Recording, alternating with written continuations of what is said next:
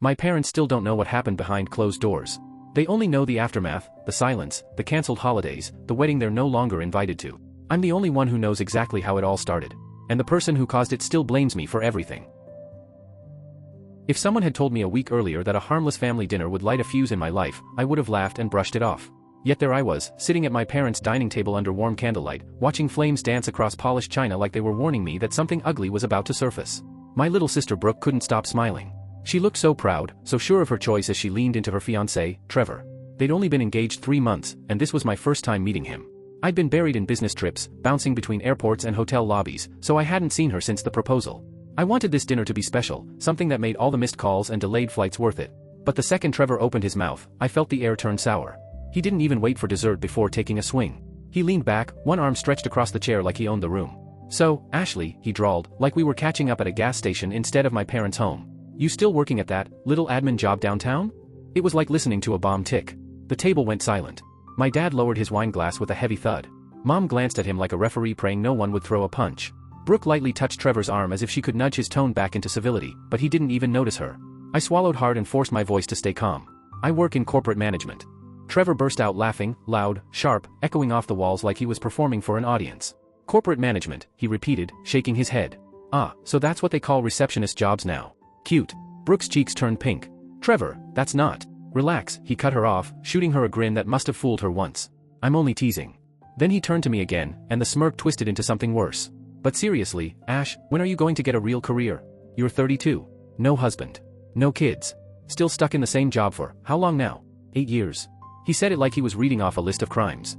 My fork suddenly felt heavy, and I wished I'd choked on the salmon instead of having to answer. "Some of us take different paths," I said. Trevor snorted. "Different paths? Is that what failure goes by these days?" Mom actually gasped. Dad nearly slammed his fist on the table. For a moment, I thought he was going to drag Trevor out by the collar.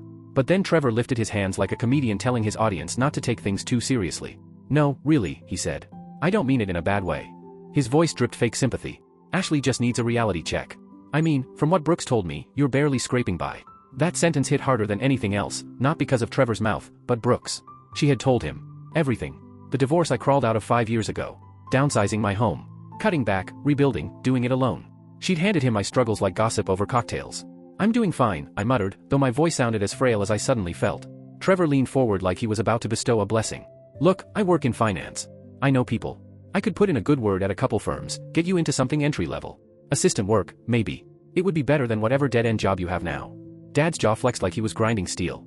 Mom looked ready to cry. Brooke stared down at her napkin, embarrassed, not for me, but of me. I forced a smile I didn't feel. "That's generous. Fantastic." Trevor clapped once, like a CEO concluding a meeting. "I'll reach out to my contacts tomorrow. Can't have my future sister-in-law struggling. What would people think?" The rest of dinner blurred, a haze of fake laughs and pitying glances. Trevor boasted about his job at Hawthorne & Associates, bragging so loudly I was shocked the windows didn't crack. He shoveled pie into his mouth while bragging. "Honestly, I practically run the acquisitions department. They'd be lost without me." I excused myself after dessert, claiming a headache. Brooke followed me to the door, awkward and flustered.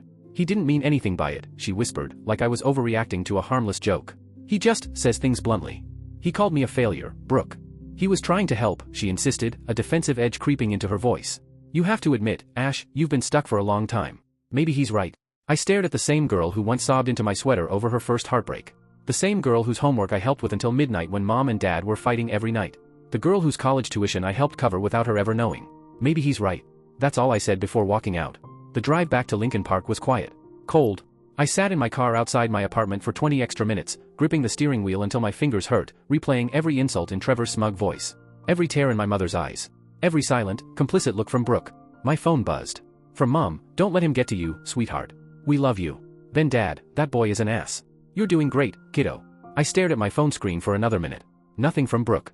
Not one word. By the time I made it to my third floor walk up, my feet ached and my head felt like it was stuffed with cotton. I kicked off my heels, let them land wherever they wanted, and opened my laptop out of pure impulse. Maybe I needed distraction, maybe I needed closure. I wasn't even sure which.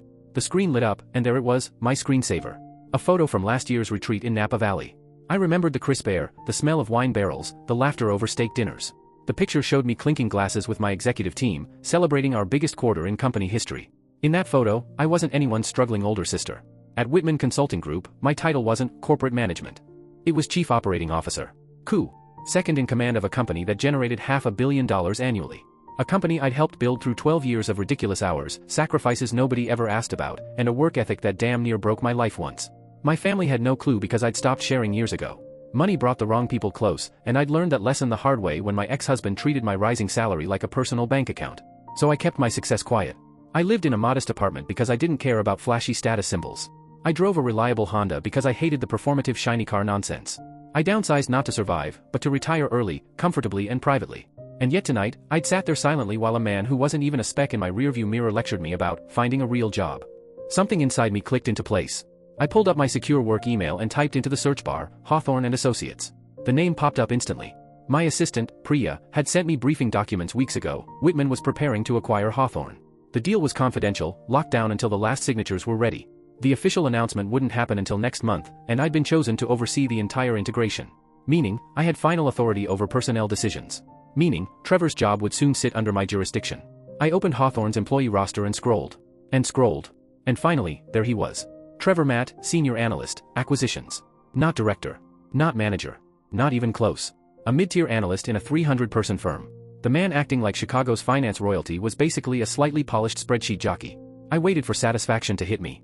It didn't. I saw Brooke smile. Her relief when she looked at him. The hope she'd wrapped around that ring on her finger. The future she thought she'd secured. Destroying Trevor wouldn't just bruise his ego. It would break her. But then I remembered the shifting expression on her face at dinner, the embarrassment, the subtle shame. She wasn't standing with me. She was shrinking away from me, flushed because her fiancé thought I was beneath him. She'd shared my struggles with him. She let him mock me. And then she defended him. My heart hardened, cold and certain. I opened a fresh document and typed, subject, Hawthorne Acquisition, Personnel Review Protocol. The next morning, I arrived early. 6:30 a.m. The office was quiet, the city still waking up. Lake Michigan stretched gray and restless beyond my window, waves thrashing against the shore like they knew secrets I wasn't ready to say out loud. I brewed myself coffee in the private kitchenette inside my corner office on the 42nd floor, then settled in. The skyline looked sharp under October clouds. Sharp like my mood. At 8 on the dot, there was a soft knock. Priya stepped in holding a folder. Trevor Matt, she said, offering it. Complete personnel files. That was fast, I said. She smiled. Your request went out at 9:04 p.m. Hawthorne HR responded at 9:11. When they heard it came from your office, they were extremely eager to cooperate. Of course they were. I opened the folder. Nothing impressive. No leadership initiatives.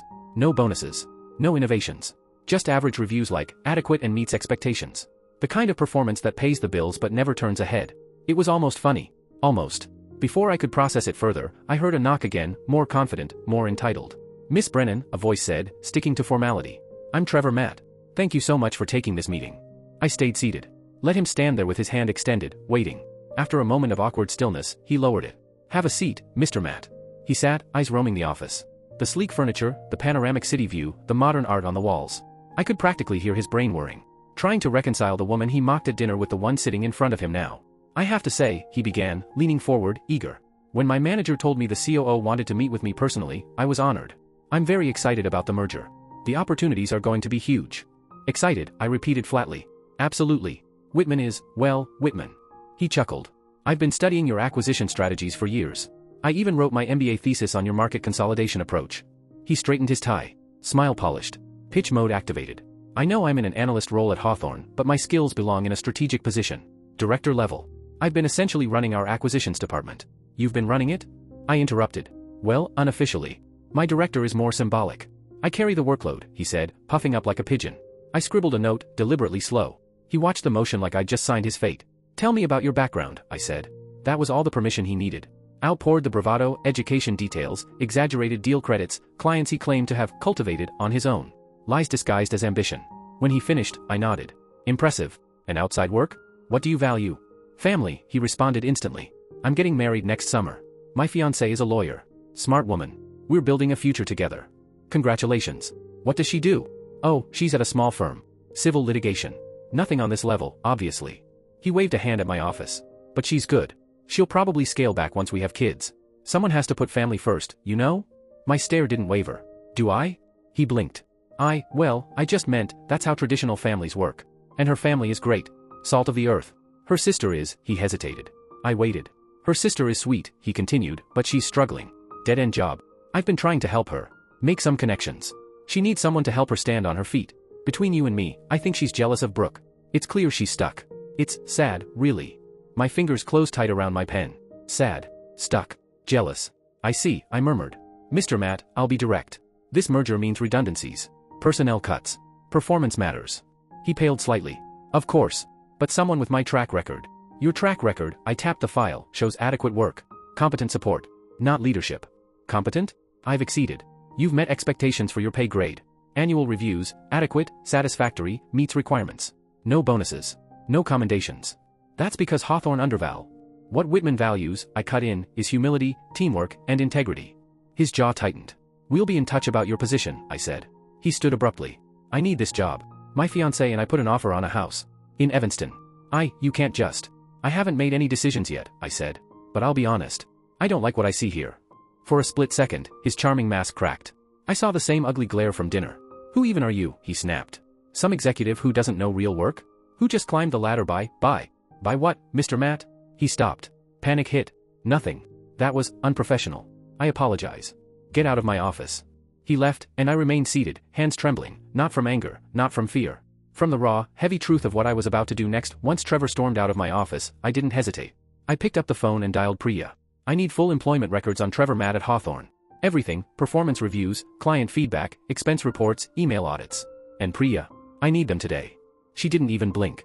Consider it done. It took 3 days. 3 days of digging through documents, analyzing reports, and interviewing clients. What we found didn't just show arrogance, it screamed negligence. Trevor had been quietly padding his reputation for years. His tactics weren't large enough to trigger formal investigations, but they were shady enough to paint a clear picture, a man who cut corners, stole credit, and thought charm could hide the mess behind him. But the worst wasn't in the spreadsheets. It was in his attitude. 2 clients reported he'd been dismissive and condescending toward their staff. One claimed he made inappropriate remarks about female colleagues. Another had specifically requested he be removed from their account. My team compiled everything into a polished report. I knew who needed to see it. I scheduled a meeting with the founder and CEO himself, Gerald Whitman. At 73, he was still sharp enough to see through excuses like smoke on glass. He studied the folder, flipping pages without expression. This is the Hawthorne analyst you wanted reviewed, he asked. Yes, sir, Trevor Matt. And why the extra attention? My stomach tightened. This was the moment. No hiding. No softening. He's engaged to my sister. Gerald paused, eyebrows rising slightly. I see. Does your sister know any of this? Not yet. He stared at me a long time, as if weighing my soul against the facts in the folder. Ashley, I've known you since you were a junior analyst. You're one of the most ethical leaders I've ever worked with. His voice settled into something firm. So I'm going to ask you directly. Is this professional or personal? Both. I wanted to deny it. Pretend it was just business. But lying would have been worse. Both, I said quietly. He humiliated me. But I didn't fabricate anything. The evidence stands on its own. Gerald tapped the folder closed. It does indeed. The client complaints alone are enough to remove him. The expense report issues could shut him out of the industry. He looked at me. What do you recommend? Termination immediately. With cause. Before the merger finalizes. I didn't flinch. So there's no severance. That's harsh. He's dishonest. He damages relationships. And he takes credit for others' work while pretending to run a department he barely contributes to. Gerald considered this, studying my expression. Finally. If he weren't marrying your sister, would I even need to ask? No, I said. You would have already fired him. He nodded once. Are you prepared for the fallout? I don't know, I admitted. But I know what's right. Then we're in agreement. He signed the termination order. HR would handle it Monday morning. It was Friday afternoon. I had 2 days to brace myself for what I knew was coming. I left early and drove to my parents' house. Dad was in his workshop, sanding a bookshelf for Brooke and Trevor's new home. The smell of cedar filled the air. Hey, kiddo, he said, surprised. Everything okay? I need to tell you something. About my job. We sat among tools and sawdust as I told him everything, my real title, my income, the choices I made to live quietly, the scars from my marriage that made me keep my success private. Dad listened silently, his eyes shifting from confusion to proud disbelief. Why didn't you tell us? He finally asked. Because I wanted to be loved for who I am, not what I can give. After my ex. That bastard married you for your money. Dad's voice darkened. I should have seen it. Nobody did. It made me careful. I took a slow breath. Dad, Trevor is being terminated Monday morning. Not because of dinner. He's been lying at work. There's proof. Dad exhaled slowly. Then it's deserved. But Brooke's gonna think, you did it because of what he said. Yes. He stepped forward and wrapped me into a hug, warm and solid, like all the things I'd been missing that night at dinner. Then we face it. Together. Mom took it harder. She worried about Brooke, about the wedding, about family peace. But her eyes softened when she heard the truth I'd hidden. We're proud of you no matter what, she whispered through tears. Admin or CEO, you're our daughter. I know. I'm sorry I didn't trust you. Don't be sorry. Just promise you'll try to help Brooke through this. Whatever he's done, she loves him. I nodded. I promised. Even if I didn't know how to keep it. The weekend crept by, thick with dread. Sunday night, I barely slept. On Monday, at 9 a.m., Trevor was terminated. By noon, after he cleared his desk, Brooke called. "How could you?" she cried, voice breaking. "He's devastated. They fired him right before our wedding. After we put money down on our house. This is because of dinner, isn't it? You're so petty you got him fired over a few words? That's not what happened. Then explain it. Explain to me how my own sister could destroy my life over ego and jealousy." I tried to explain the investigation, the evidence, the timeline. But she didn't want truth. She wanted someone to blame. She hung up. Twice. The third time, she didn't answer at all. 3 days later, an envelope arrived at my office. Inside, there was a wedding invitation. And a handwritten note. "You're no longer welcome. Don't contact me again." My heart dropped through the floor. I called my parents. Mom sobbed. Dad raged, at Trevor, at the situation, at Brooke's blind trust. "She won't listen," Dad said, voice shaking with frustration. "She thinks you fabricated everything. That you're jealous." "Maybe I did it out of jealousy," I whispered. "I could have reassigned him. Or waited until after the wedding.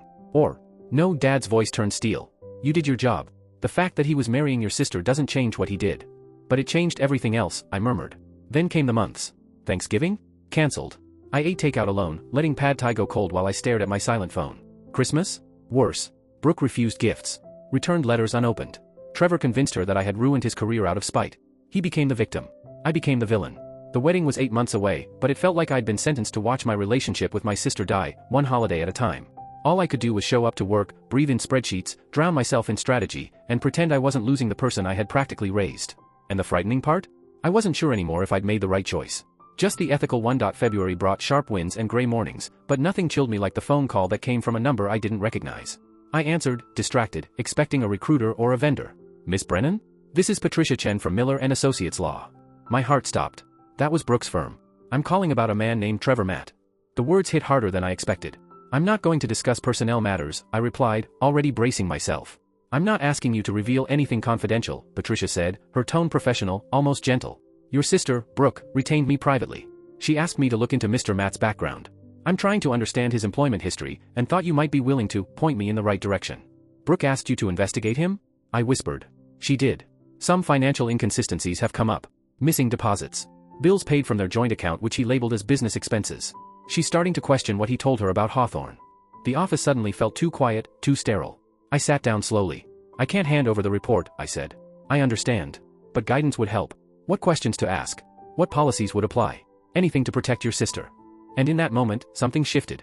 For months, everything had been bitter, personal, painful. But this wasn't about revenge anymore. This was about Brooke waking up and needing someone who wouldn't let her fall again. So I helped. Not much. Just enough. Enough for truth to start doing the work on its own. 3 weeks later, I opened my phone to see her name on the screen. Brooke. The sister who'd shut me out, told me I'd ruined her life. Her voice sounded nothing like the person who'd once screamed at me. "Can we meet?" she asked quietly.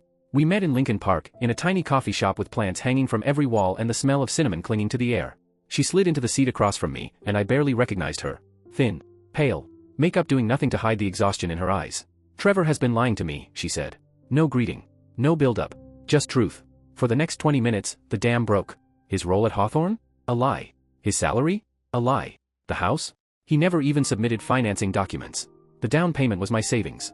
He told me the money came from a bonus he never got. She gave a short, broken laugh, the kind that sounded more like grief. There was no bonus. There never has been. She told me she found emails, messages where Trevor bragged about running the firm, taking credit for the work of people he barely knew. A former colleague had even reached out to warn her, recognizing the pattern. "He did this to someone else," Brooke whispered. "His ex. He built this fantasy life, until it collapsed. And then blamed her for not believing in him enough." Her voice finally cracked. I reached across the table. This time she held on. "I called you terrible things," she choked out. "I accused you of being jealous. I thought you wanted to ruin my relationship because you couldn't stand me being happy." She looked at me, guilt and heartbreak twisting into tears. "I'm so sorry, Ashley." "It's okay," I said quietly. "It's not," she insisted. "You're my sister. I should have trusted you. I should have asked questions. Instead, I defended him and betrayed you." "No," I said firmly. "You loved him. There's no shame in that." She didn't answer. Instead she stared at her coffee like it was all she could safely look at. Then she whispered, "I broke off the engagement 2 weeks ago. He didn't take it well." Fear shot through me. "Did he hurt you?" "No," she wiped her face with a napkin. But the mask dropped. "All that charm? Gone. He called me stupid for throwing away our future. Said I'd regret it when I was 40 and alone." Her voice steadied, just barely. "But I'd rather be 40 and alone than spend one more day with someone who thinks so little of me." And I swear I'd never been prouder of her. Then came the part that broke both of us open. Brooke swallowed hard. "Ashley, there's something you need to know about that dinner." "You don't have to." I do, she insisted. When Trevor mocked you, I saw it hurt you. And I didn't stop him. Not because I was scared. Not because I didn't know better. But because, for once, I liked being the successful one. The words hung there like a confession she'd been choking on. You've always been the one who had it together, she said. You paid for school when Dad's business was struggling. You held the family together. You were the strong one. And I wanted someone to look at me the way people look at you. So I let him make you small. She shook as she said it. And strangely, I didn't feel anger. Just grief and love and something heavy lifting between us. We both made mistakes, I finally said. I told her about my fears after my marriage, why I'd built walls around my career, why hiding my success felt safer than sharing it with the people I loved. I created distance by keeping secrets. I made it hard for you to trust me with the truth about your relationship because I wasn't being honest about mine. No, she said. I knew. I saw the red flags. I just didn't want to see them. And loving someone doesn't mean ignoring reality. I chose to ignore it. We sat there for 3 hours, peeling back every layer of hurt until there was nothing left but two sisters still standing. When we finally walked out into the cool evening, she hugged me like she'd been waiting months to come home. Can we start over? She whispered. We don't need to, I said. We just have to move forward. The following Sunday, I went home for dinner.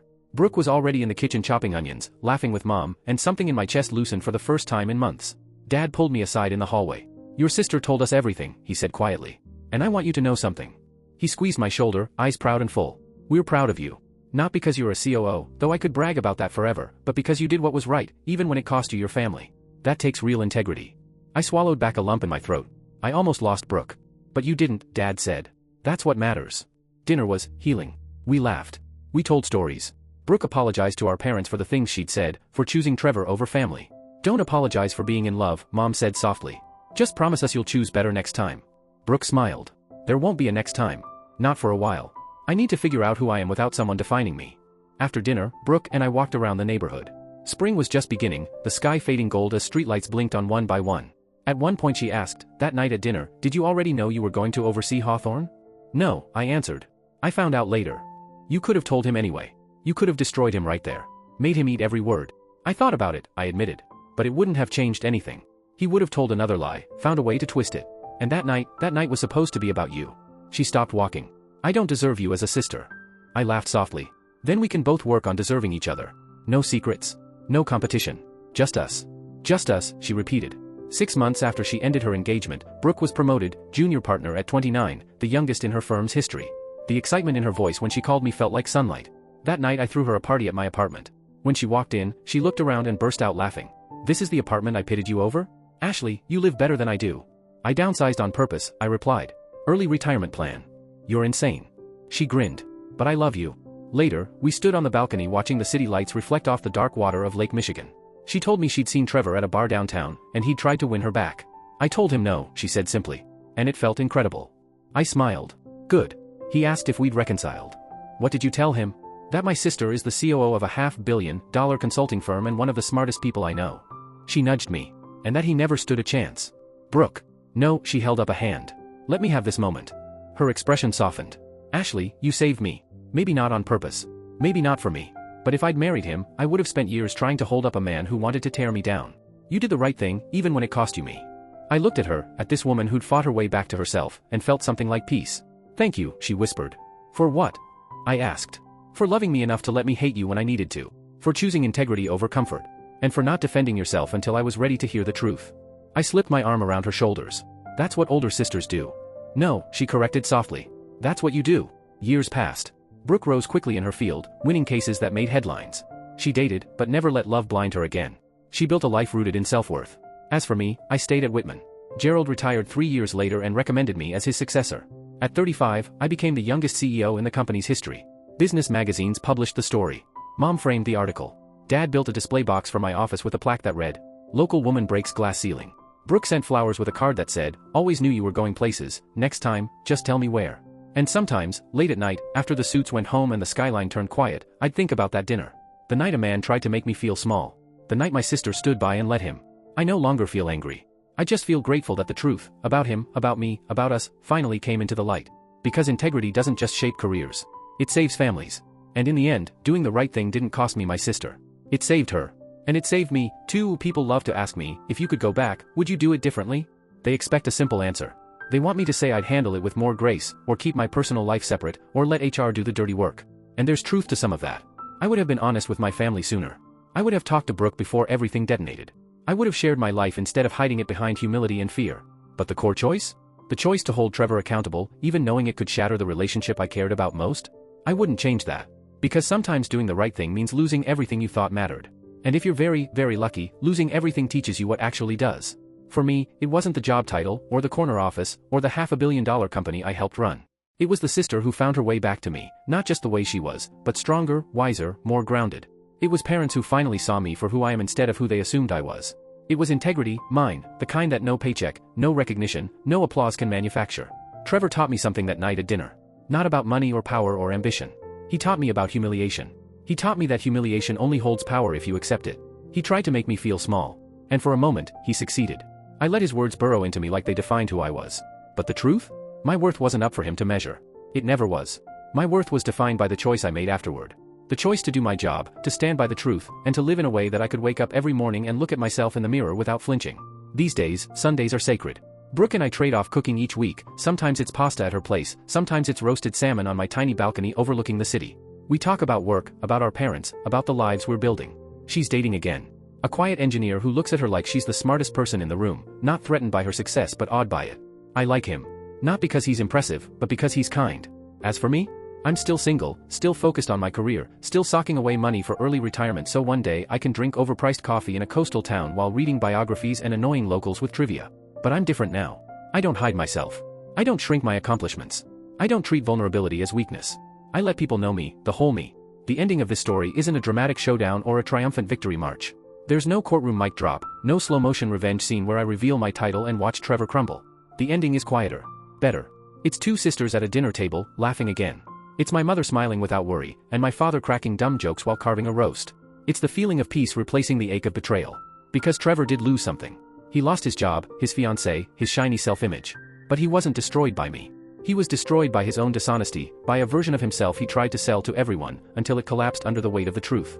I was just the person who happened to be in the right place with the authority, and the nerve, to let the truth speak. But Brooke? She gained her freedom. She escaped a marriage that would have chipped away at her confidence, year after year. She escaped a life where her accomplishments would always be treated like accessories instead of achievements. She escaped someone who needed her to be small so he could feel big. She got her future back. Sometimes I wonder if Trevor ever figured out what really happened. If he ever realized that his downfall didn't begin with a woman exposing him, it began the moment he believed success was something he could fake. That humiliation he tried to hand me? It backfired the second he underestimated me. But honestly, I doubt he sees it. People like Trevor rarely do. And that's no longer my burden to carry. Because while he fades into excuses and half-truths somewhere out in the world, I look across the dinner table at my sister as she laughs at something my dad just said, reaches out to squeeze my mom's hand, and glances over at me with a smile that says, "We're okay. We're finally okay." That's the real ending. Not revenge. Not ruin. But healing. Not triumph. But truth. And I'll take that over any dramatic takedown, any moment of public humiliation, any chance to flex power. Because in the end, I didn't just keep my integrity, I gained back the people who matter, the relationships built on honesty, and the certainty that I'm the kind of person who does what's right, even when no one cheers for it. Especially then.